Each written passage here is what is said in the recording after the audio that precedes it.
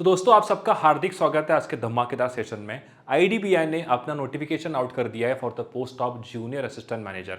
बहुत सारे बच्चे इसका वेट कर रहे थे, तो आज इस वीडियो में बात करने वाला है कि ऐसे क्या इंपॉर्टेंट पॉइंट्स है जिससे आपको आईडीबीआई बैंक ज्वाइन करने के लिए इंपॉर्टेंट हो सकता है या एक मोटिवेशन मिल सकता है। तो जो बच्चे बहुत टाइम से प्रिपेयर कर रहे हैं उनके लिए काफी अच्छा अपॉर्चुनिटीज है, तो ये भी समझता है कि क्या आपके लिए सबसे बेस्ट अपॉर्चुनिटी है या नहीं है, क्या मुझे फॉर्म फिल करना चाहिए नहीं करना चाहिए, इसका एलिजिबिलिटी क्राइटेरिया क्या है, इसका पेपर पैटर्न क्या होने वाला है, क्या इसके अंदर बॉन्ड है, क्या सब कुछ जो है इसके अंदर हम बात करते हैं। So let's get started. अगर आप हमारे चैनल पर नए सब्सक्राइब जरूर कर लीजिए। तो देखो आईडीबीआई ने यहाँ पे नोटिफिकेशन दिया है। अब थोड़ा सा क्या है, आईडीबीआई डायरेक्टली आपको जॉब तो नहीं कर सकते बैंक के अंदर डायरेक्टली जाके, कुछ क्राइटेरियाज होते हैं। जो बच्चे पुराने हैं जिन्होंने पहले से बैंक को प्रिपेयर कर रहा है उनके इसके बारे में डिटेल पता है, बट जो नए स्टूडेंट है उनके लिए बोलना चाहूंगा आप डायरेक्टली बैंक के अंदर तो ज्वाइन नहीं करोगे, उसके लिए कुछ आपको सर्विस या कुछ आपको वहां पे ट्रेनिंग जो है पहले करके आना पड़ता है। तो समझते हैं यहां पे क्या दिया है।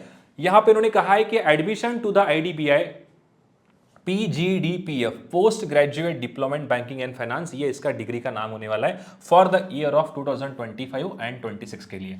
तो ये कह रहा है last date of submission of online application will be 12 March. तो जो लास्ट डेट रहने वाला है ये होने वाला है 12 मार्च तक आप फॉर्म फिल कर सकते हो, ये इसका लास्ट डेट है। आगे क्या दिया देखो यहाँ पे, अच्छे से पढ़ते।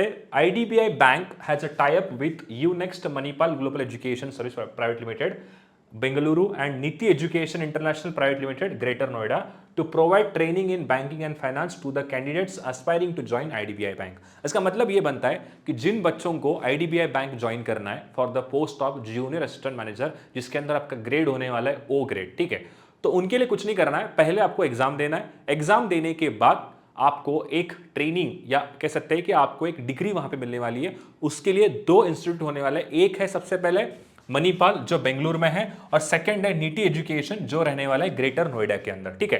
तो यहां पर आपको एक साल का जब आप ट्रेनिंग करोगे तो आपको यहां पे डिग्री मिलेगी फॉर द 1 ईयर ऑफ, मतलब एक साल का डिग्री होगा post graduate diploma in banking and finance, जिसे कहा जाएगा PGDPF। इसके अंदर क्या क्या है देखो, 6 मंथ का क्लासरूम ट्रेनिंग है, उसके बाद मतलब क्लासरूम स्टडीज होंगे, वहां पे आपको पढ़ाई दिया पूरा पढ़ाया जाएगा। उसके बाद 2 मंथ्स का इंटर्नशिप होगा एंड 4 मंथ्स का OJT मतलब ऑन जॉब ट्रेनिंग।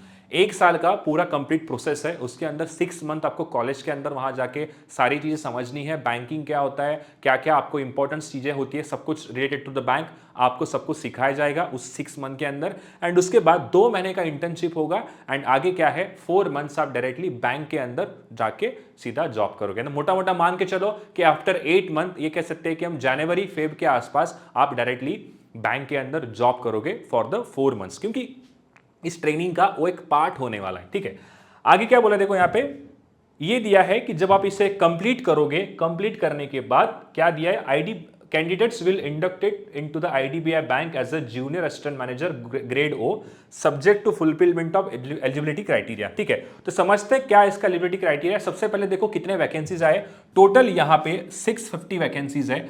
जनरल के लिए 260 है, एससी के लिए 100 है, एसटी के लिए 54 है एंड ईडब्ल्यूएस के लिए 65 है एंड ओबीसी के लिए 171 यहां पे क्या होने वाले टोटल वैकेंसीज होने वाले। तो टोटल जो है 650 वैकेंसीज यहां पर आए हैं। आगे क्या दिया देखो, क्या क्वालिफिकेशन होना चाहिए, आपके पास कोई भी कॉलेज के से आप ग्रेजुएट होने चाहिए जिसका आपको रिकॉग्निशन होना चाहिए गवर्नमेंट ऑफ इंडिया की तरफ से। आगे दिया है एज क्राइटेरिया क्या है, एज ऑन 1 मार्च तक आपका मिनिमम 20 एंड मैक्सिमम 25 के आसपास एज होना चाहिए। बट ये है for the general category student. अगर आप SC ST OBC के हो तो यहां पर आपको कुछ रिलैक्सेशन मिलने वाला है, वो भी हम देखते हैं कि क्या आपका रिलैक्सेशन होने वाला है फॉर द एज क्राइटेरिया। देखो आगे क्या है, cut off date, cut off date की बात कर रहा है, मतलब एलिजिबिलिटी क्राइटेरिया के लिए कट ऑफ डेट क्या है सर, ये है 1 मार्च, कुछ नहीं, जो सब कुछ आपके पैरामीटर डिसाइड होंगे वो होंगे 1 मार्च 2025 के बेसिस के ऊपर, ठीक है। आगे क्या दिया है, टाइमिंग क्या होगा, मतलब फॉर्म फिलिंग का डेट क्या है, 1 मार्च से लेके 12 मार्च तक आप फॉर्म फिल करोगे। अप्रैल 6 इसका होने वाला है एग्जाम का डेट। एग्जाम का डेट क्या है, ये टेंटेटिव है, अभी तक फाइनल नहीं हुआ है, बट मोटा मोटा 6 अप्रैल तक आप इसे एक्सपेक्ट कर सकते हैं कि आपका एग्जाम हो सकता है करके, ठीक है। आगे दिया है नेक्स्ट चीज क्या है, अब बात करते हैं एज क्राइटेरिया के अंदर। अगर आप SC ST से है तो 5 साल का एज का आपको रजिस्ट्रेशन मिलेगा, OBC के लिए 3 साल का रजिस्ट्रेशन है and for the PWD category 10 साल का यहाँ पे रिलैक्सेशन होने वाला है, ठीक है। आगे देखते हैं फीस कितनी है। तो फीस क्या रहने वाला है इस पूरे एग्जाम के लिए, अगर आप जनरल कैटेगरी से हो तो आपका फीस रहेगा 1050 general and OBC. General and OBC के लिए यहाँ पे फीस होने वाली है 1050 and for the SC ST category 250 rupees यहाँ पे क्या है आपका फीस होगा इस एग्जामिनेशन का। ठीक है, आगे दिया है नेक्स्ट। अब समझते हैं इसका पेपर पैटर्न क्या है। बैंक एग्जाम जो बाकी आप देते आ रहे हो वैसे ही होगा, बट प्री लेवल तो नहीं आएगा, थोड़ा सा जो है एक लेवल ऊपर होता है प्री से। ठीक है, हम मान सकते हैं एसबीआई क्लर्क या कह सकते हैं कि आईबीपीएस क्लर्क, इस लेवल का पेपर आपको वहां पे देखने को मिलेगा। क्या दिए देखो यहाँ पे, ये कह रहा है logical reasoning data analysis interpretation के 60 क्वेश्चंस होंगे फॉर 60 मार्क्स एंड 40 मिनट का सेक्शनल टाइमिंग होगा। इंग्लिश लैंग्वेज होगा 40 क्वेश्चंस 40 मार्क्स एंड 20 मिनट का सेक्शनल टाइमिंग होगा। क्वांट यहाँ पे होगा 40 क्वेश्चन 40 मार्क एंड 35 का यहाँ पे क्या है सेक्शनल टाइमिंग आपको दिया गया है। General economy and banking awareness होगा 60 क्वेश्चन 60 मार्क एंड 25 मिनट्स का आपका सेक्शनल टाइमिंग होगा। तो टोटल पेपर जो है 200 मार्क का होगा एंड यहाँ पर 120 मिनट का टाइमर होगा, यानी कि 2 घंटे में आपको 200 मार्क का पेपर सॉल्व करना है। आगे क्या है, अगर आपका रॉन्ग आंसर होगा तो 0.25 आपका यहां से माइनस भी हो जाएगा फॉर द रॉन्ग। ठीक है, आगे क्या दिया देखो। अब बात करते हैं सैलरी के बारे में कि इसकी सैलरी क्या होगी, सैलरी किस प्रकार से यहां पे मिलने वाली है। सैलरी है स्टाइपेंड होगा ड्यूरिंग द ट्रेनिंग पीरियड। आप जब कॉलेज के अंदर जाके ज्वाइन करोगे तभी भी आपको सैलरी मिलने वाली है, बट वो एज अ स्टाइपेंड होगा। ये होता है 5000 रुपीज। आप जब 6 मंथ ट्रेनिंग लोगे आपके उस कॉलेज के अंदर, जो 2 कॉलेज यहाँ पे गए। नेक्स्ट दिया है during the internship period 2 months आपको 15,000 का क्या है यहां पर मिलने वाला है, पर मंथ का इंटर्नशिप के लिए आपको सैलरी मिलेगी। आगे दिया है the bank reserve the right to recover the stipend from the candidates who exit during the course of the और प्रायर जॉइनिंग बैंक सर्विस। मतलब ये कह रहा है अगर आप बीच में वो कोर्स छोड़कर चले जाओगे तो जो पैसा आपको बैंक ने दिया है वो वापस लेने के उनके पास राइट्स होते हैं। ठीक है, आगे क्या दिया देखो। नेक्स्ट ये कहा है कि आपको टोटल 8 मंथ्स का यानी कि ट्रेनिंग प्लस इंटर्नशिप का कंप्लीट होने के बाद आप डायरेक्टली कहां जाओगे, आपको पीजीडीएफ का कोर्स जो है वो डिग्री आपको मिल जाएगा। एंड उसके बाद नेक्स्ट ये कहा है कि 4 मंथ्स का बैंक के अंदर आप डायरेक्टली जाके जॉब करने वाले। मतलब जब 8 मंथ्स का पूरा खत्म हो जाएगा, 6 मंथ आपका क्लासरूम ट्रेनिंग, उसके बाद 2 मंथ का इंटर्नशिप और आगे जो 4 मंथ्स होंगे आप डायरेक्टली बैंक के अंदर जाके पढ़ने वाले हो, बैंक के अंदर जाके आप जॉब करने वाले हो। जो भी उनके आपको सेंटेंस मिलेंगे, कहाँ आपको ऑफिस से बुला जाएगा या बैंक के जो भी आपके उनके ब्रांचेस होंगे वहां पर जाके आप डायरेक्टली जॉब करोगे। वो 4 मंथ्स का ट्रेनिंग का ही आपका इनिशियल पार्ट होने वाला है।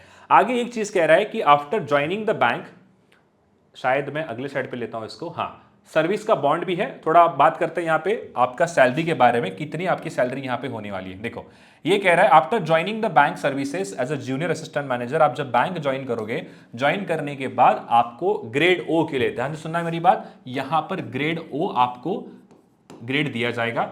आगे दिया है and subject to successful completion of the internship compensation would be range between 6,14,000 to 6,50,000। मतलब मोटा मोटा 6.5 लाख के आसपास क्या रहने वाला है आपका सीटीसी होने वाला है। अब देखो बेसिकली क्या है, बहुत सारे बच्चे कंफ्यूज कर बैठते हैं कि सर 6 लाख क्या हमें मतलब एनफ है। देखो अगर आप एक एसबीआई क्लर्क की सैलरी लोगे, ठीक है, आईपीएस क्लर्क की सैलरी लोगे, उससे हमेशा क्या है सैलरी ज्यादा होने वाली है जूनियर असिस्टेंट मैनेजर की, क्योंकि पोस्ट आपको मिल रहा है एज ए मैनेजर। आप अगर बैंक पीओ भी क्लियर करते हो तो डायरेक्टली आपको वहां ब्रांच मैनेजर नहीं मिलता है, पहले आपको काम करना पड़ेगा वहां पे एज असिस्टेंट मैनेजर करके ही।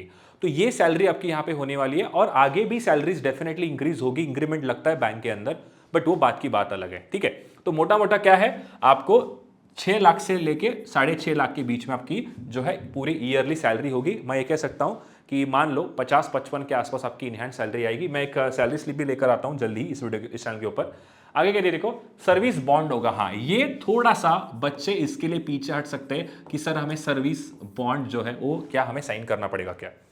मैं सीधा कहूंगा देखो गाइस, मैं एक मतलब एग्जांपल ले लो, एक गरीब बच्चा है जो 1-2 साल से फाइट कर रहा है, उससे एग्जामिनेशन नहीं निकल रहा है, प्री निकल रहा है बट मेंस में नहीं कर पा रहा है या इंटरव्यू से बाहर हो रहा है, उसके लिए सबसे बेस्ट चांस है। अगर आप 2 साल से घर में बैठे हो एंड घर के प्रेशर कर रहे हैं कि यार अभी कुछ देख लो, या मोस्टली जो फीमेल्स लड़कियां हैं उनके लिए कह रहे हैं कि शादी करा देंगे, आपके पास एक सुनहरा मौका है। ये 3-4 मंथ्स के अंदर अंदर आप उनको बता सकते हो कि मैं अभी भी खत्म नहीं हुआ हूं, मैं अभी भी एग्जाम क्लियर कर सकता हूं।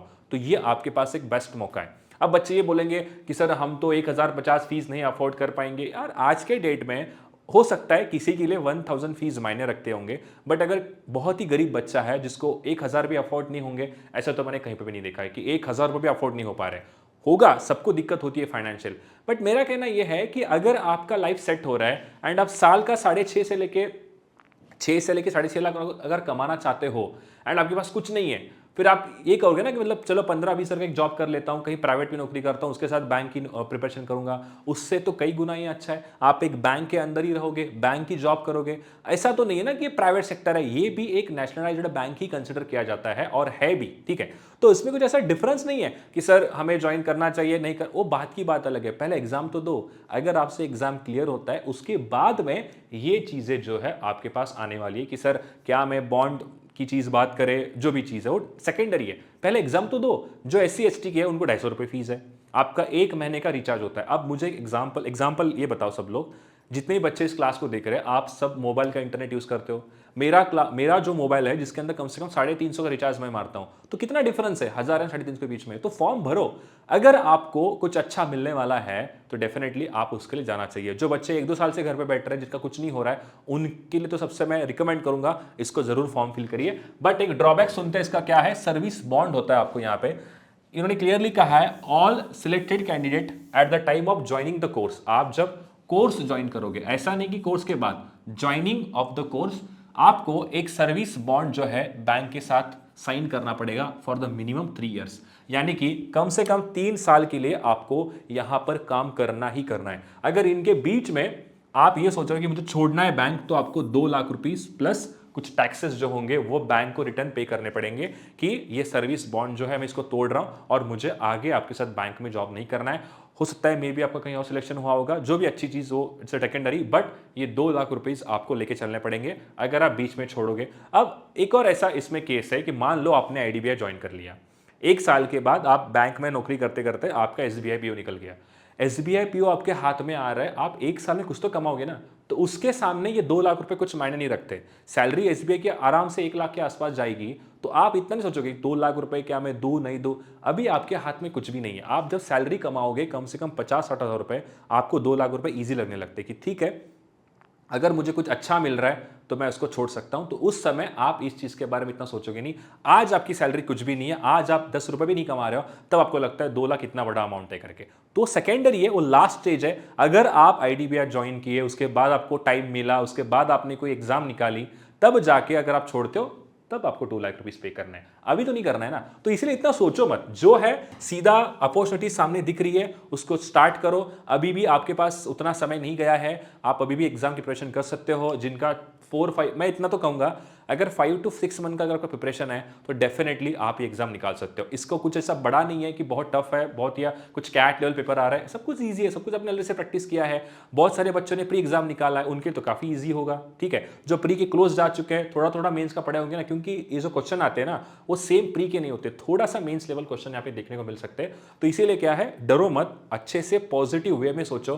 कौन क्या बोल रहा है, अरे ये तो 2 लाख रुपए पे करने पड़ेंगे, वो तो बात की बात अलग है, वो मत सोचो। अगर आप सिचुएशन खराब है, अगर आपके पास कोई और अपॉर्चुनिटीज नहीं है, क्योंकि देखो एक तो आपका RRB PO आएगा जुलाई के अंदर, जुलाई में RRB PO होगा, उसके बाद आपका मेंस आएगा। आपके अगर पेशेंस खत्म हो रहे ना, अभी 2-3 महीने का समय बचा है, अप्रैल 6 को आपका एग्जाम होने वाला है, आपके हाथ में मार्च का कंप्लीट 1 मंथ है। तो अगर अच्छे से पढ़ाई करते हो, करंट अफेयर्स अच्छे से कर लो, उसके लिए आप हमारा मॉक ड्रिल ले सकते हो, जो करंट अफेयर्स के लिए काफी फेमस है, CA मॉक ड्रिल। जरूर चेक करिए, जिससे डिस्क्रिप्शन बॉक्स में लिंक दिया है, ये बहुत इंपॉर्टेंट होगा अगर आप CA मॉक ड्रिल लगाते हो। तो अभी आपके पास समय नहीं है रिवाइज करने के लिए, सीधा CA मॉक ड्रिल स्टार्ट करो। आप स्टार्ट करो नवंबर, दिसंबर, जनवरी से, 3-4 मंथ्स का current affairs more than sufficient है इसके लिए। आप आराम से जो है इसमें अच्छा स्कोर भी कर सकते हो। तो डिस्क्रिप्शन बॉक्स में लिंक दिया है, उसको जरूर जो है जाके चेकआउट कर सकते हैं। नेक्स्ट क्या है, एज अ मेरा रिकमेंडेशन क्या है पर्सनल, आप इसको फॉर्म फिल करो। जिनको नहीं करना है वो उसकी बात अलग है, बट जो चाहता है कि मुझे हाथ में कुछ तो चाहिए इस साल, तो ये आपके सबसे बेस्ट ऑप्शन है।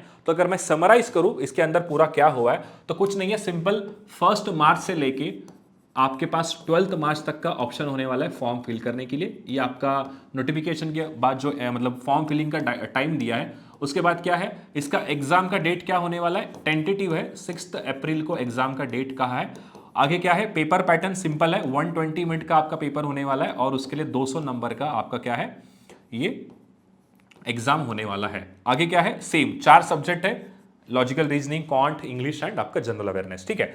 एक और चीज क्या है, एक और चीज ऐसी है कि आपको इसके लिए कुछ नहीं करना पड़ेगा। पहले आपको जब एग्जाम क्लियर करोगे, एग्जाम क्लियर करने के बाद आपको दो इंस्टीट्यूट मिलेंगे। एक तो आपके डिपेंड करता है वो आप कहाँ से बिलोंग करते हो, एक बेंगलोर में है और दूसरा ग्रेटर नोएडा के अंदर है। तो यहाँ पर जाके आपको इनका प्रोग्राम ज्वाइन करना पड़ेगा फॉर द पोस्ट, मतलब डिग्री क्या है, PGDPF, post graduate diploma banking and finance. ठीक है, तो कंप्लीट 1 साल का ये प्रोग्राम होने वाला है। इसके अंदर जो है 6 मंथ का क्लासरूम ट्रेनिंग होने वाला है, यानी कि आपको क्लास के अंदर ये पढ़ाया जाएगा कि क्या होता है बैंक एंड ऑल। उसके बाद 2 मंथ्स का आपको यहाँ पे इंटर्नशिप होने वाला है, और इस 6 मंथ के लिए आपको यहाँ पे 5,000 रुपीज़ का क्या मिलने वाला है, स्टाइपेंड जो है इनकी तरफ से मिलने वाला है। एंड 2 मंथ्स के लिए आपको यहाँ 15,000 का जो है वो सैलरीज उन्होंने प्रोवाइड किया है। एंड जैसे ये 8 मंथ्स का कंप्लीट आपका हो जाएगा, उसके बाद आप डायरेक्टली क्या करोगे, डायरेक्टली आप बैंक के अंदर ज्वाइन करोगे, जो भी आपको सेंटर अलाउड होगा या जैसे ब्रांच मान लो, जो भी चीज़ है। उसके बाद क्या है, आप जाके ज्वाइन कर सकते हो 4 मंथ्स का ऑन जॉब ट्रेनिंग, यानी कि आप बैंक के अंदर जाके वहां पे काम करने वाले हो। तो ये 4 मंथ्स का रहने वाला है। और क्या है, सैलरी क्या रहेगी फॉर ग्रेड ए सिटी, अगर आप पुणे मुंबई से बिलोंग करते हो तो उनके लिए क्या है, यहाँ पे सैलरीज में कह सकता हूँ, सैलरीज यहाँ पे क्या होने वाला है, सैलरीज बड़ा सिंपल फैक्टर का है। 6 लाख से बीच में, 6 लाख से लेके 6.5 लाख के बीच में जो सैलरी आपकी होने वाली है, 6.14 से लेके 6.5 लाख के आसपास आपका सैलरी होगा। और एक और चीज़ क्या है, आपको 3 साल का कम से कम बॉन्ड जो है यहाँ पे साइन करना पड़ेगा, जिसकी वैल्यू होगी 2 लाख रुपीज़। ठीक है, एंड एक और चीज़ है जो आपको मैं बताना चाहूँगा, आफ्टर कंप्लीशन ऑफ 3 ईयर आप प्रमोट होगे टू द ग्रेड ए, आप प्रमोट किए जाओगे for a grade A. Clear है पॉइंट, मतलब 3 साल ग्रेड ओ की नौकरी करने के बाद, मतलब जैसे आप ज्वाइन करोगे बैंक, आपका ग्रेड रहने वाला है यहाँ पे ग्रेड ओ। ठीक है, जब आप ज्वाइन करोगे 3 साल के बाद आपको प्रमोट किया जाएगा। ये नोटिफिकेशन का पार्ट था, मैंने यहाँ पे नहीं बताया, वो पेज मैंने यहाँ पे नहीं डाला, बट आपको 3 साल के बाद ग्रेड ए को प्रमोट किया जाएगा बैंक। तो एक अच्छी अपॉर्चुनिटी है, हर एक का अलग अलग पॉइंट ऑफ व्यू होता है, बट डिपेंड करता है आखिरकार आपके ऊपर, आपको क्या करना है। तो अगर आप प्रिपेयर कर रहे हो तो आप सीए मॉक ड्रिल यूज करो, जहां डिस्क्रिप्शन में लिंक हमने दिया है, ये काम आएगा, क्योंकि यहाँ पे आप 2-3 महीने का करंट अफेयर्स एकदम से रिवाइज नहीं कर सकते हो। तो उसके लिए सबसे बेस्ट ऑप्शन क्या है, सीए मॉक ड्रिल। तो उसको चेकआउट करिए एंड एक पॉजिटिव वे में इसको लो एंड अच्छे से प्रिपेयर करो। Thank you so much and subscribe to our channel.